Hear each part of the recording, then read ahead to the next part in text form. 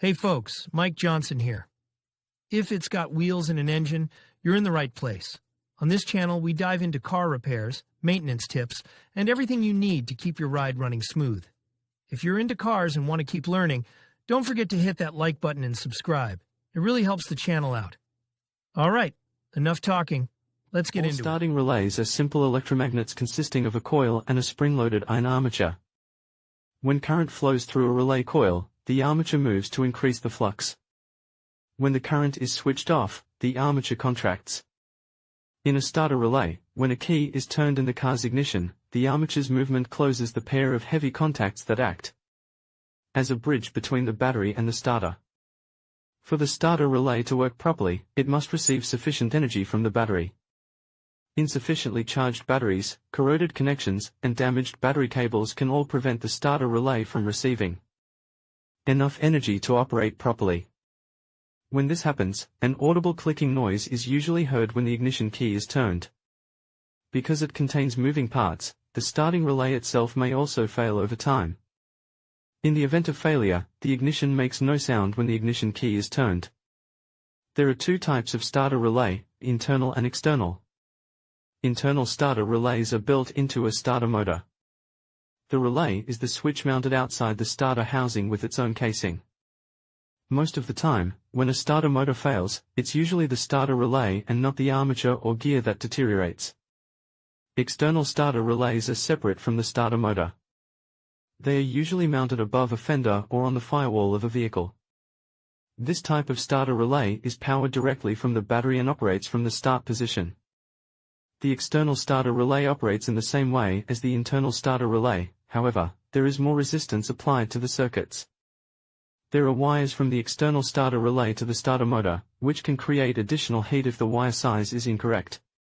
Also, external starter relays tend to have easy access for someone to connect a fusible link to a stereo amplifier. This is usually fine. However, when the amplifier is active and the starter is activated, the relay can create too much heat, destroying the contact points inside and rendering the starter relay ineffective. Symptoms of a faulty starter relay include problems starting the vehicle, the starter remaining on after the engine has been started, and a rattling noise coming from the starter. Sometimes the starter relay remains energized, keeping the starter pinion engaged with the engine ring gear, even when the engine is powered alone. In addition, corroded contacts can exert a strong resistance on the relay, preventing it from connecting properly. Engine light codes related to the starter relay on computer-controlled vehicles, Part 1 of 4, are checking the condition of the starter relay. Materials required: baking soda, water. Step 1, try starting the engine. To do this, place the key in the ignition switch and turn it to the start position. There are three different sounds that can be made when a starter relay fails: a starter relay clicks and does not engage the starter, the loud grinding sound of the starter gear remaining engaged, and a slow engine starting sound. You could hear one of the sounds when a starting relay failed. You can hear all three sounds when a starting relay has melted the contacts inside. If the contacts inside the starter relay are melted, you may hear a click when you try to start the engine. When you try to restart the engine, the motor may start up slowly. The melted contacts may keep the starter pinion in contact with the ring gear after starting. Step 2, remove fuse panel cover if fitted. Locate the fuse in the starter relay circuit and check that it is in good condition. If the fuse is blown, replace it, but do not attempt to start the vehicle without checking the condition of the starter circuits.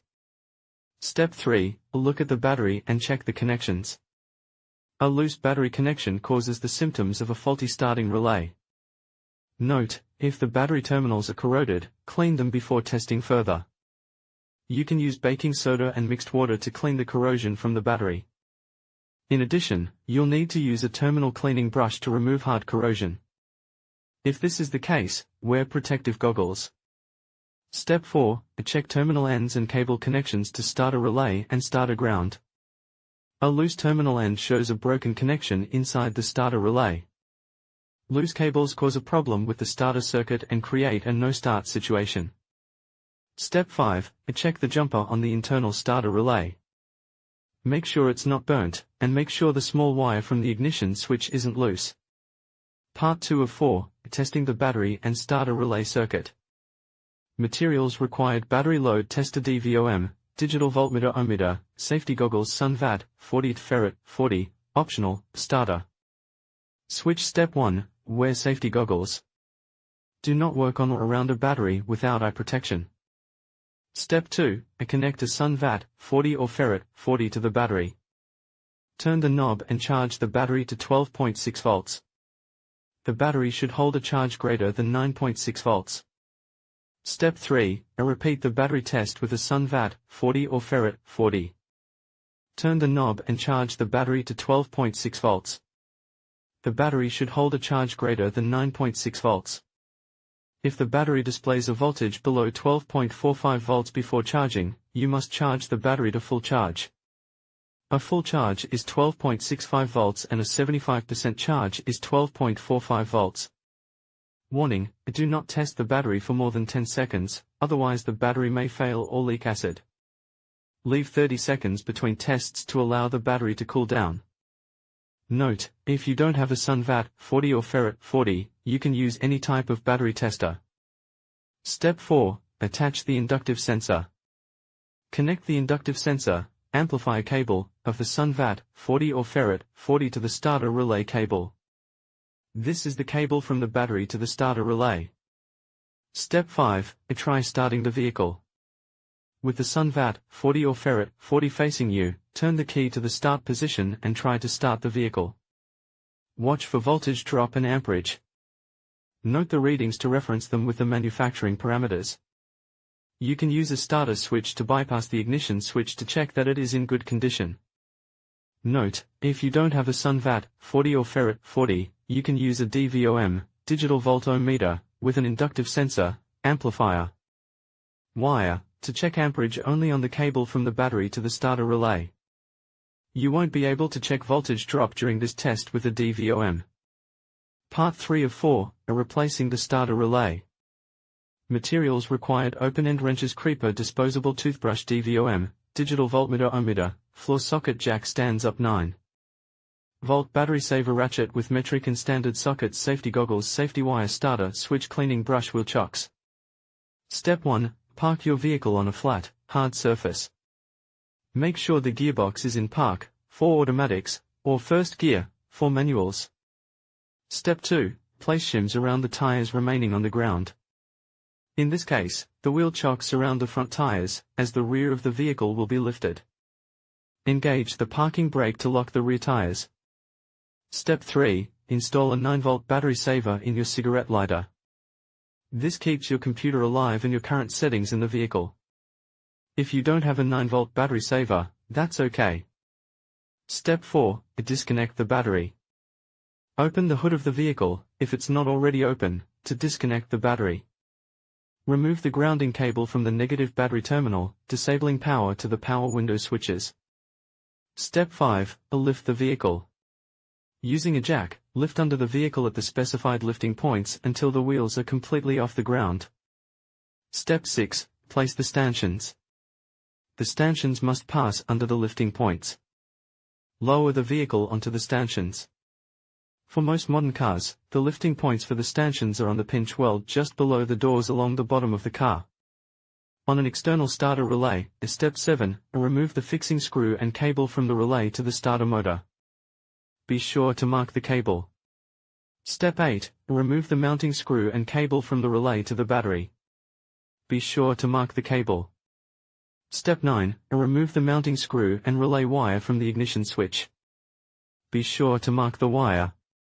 Step 10, remove the mounting bolts that secure the relay to the fender or firewall.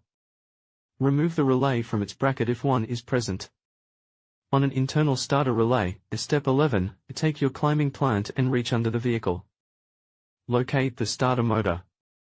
Step 12, remove the cable from the relay to the battery. Be sure to mark the cable. Step 13, remove the cable from the starter housing to the engine block. Be sure to mark the cable. Note, do not opt for color coordination, as most starter cables are all black and can be the same length. Step 14, remove the small wire from the relay to the ignition switch. Be sure to mark the wire. Step 15, remove the motor mounting bolts from the starter. Some bolts have a safety wire wrapped around the heads. You'll need to cut the safety wire with the side cutters before removing the bolts. Note, when removing a starter, be ready for the engine. Some starters can weigh up to 120 pounds, depending on the type of vehicle you're working on. Step 16, remove the starter from the engine. Take the starter and place it on a bench. Step 17, remove the relay mounting screws from the starter. Remove the relay. Check the condition of the contacts where the relay connects. If the contacts are okay, you can clean them with a lint-free cloth. If the contacts are damaged, you will need to replace the starter assembly. On an external starter relay, Step 18, install the relay in its bracket. Install the mounting bolts to secure the relay to the fender or firewall. Step 19, install the relay wire mounting screw on the ignition switch. Step 20, install relay wire and mounting screw on battery. Step 21, install relay wire and mounting screw on starter. On an internal starter relay, Step 22, install the new relay on the starter housing. Install the mounting screws and secure the new starter relay to the starter. Step 23, wipe starter clean and pass under vehicle. Install the starter on the engine block. Step 24, install the mounting bolt to secure the starter. While holding the starter motor, use your other hand to install a mounting bolt to secure the starter to the motor. Once the mounting bolt is in place, you can release the starter and it should stay in place. Step 25, install the remaining set of mounting bolts. This completely secures the starter motor to the engine block. Note, when you have removed the starter, if any shims have fallen out, replace them. Do not drop them.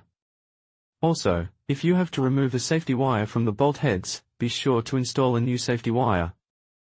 Do not leave the safety wire in place, as the starter bolts may come loose and fall out.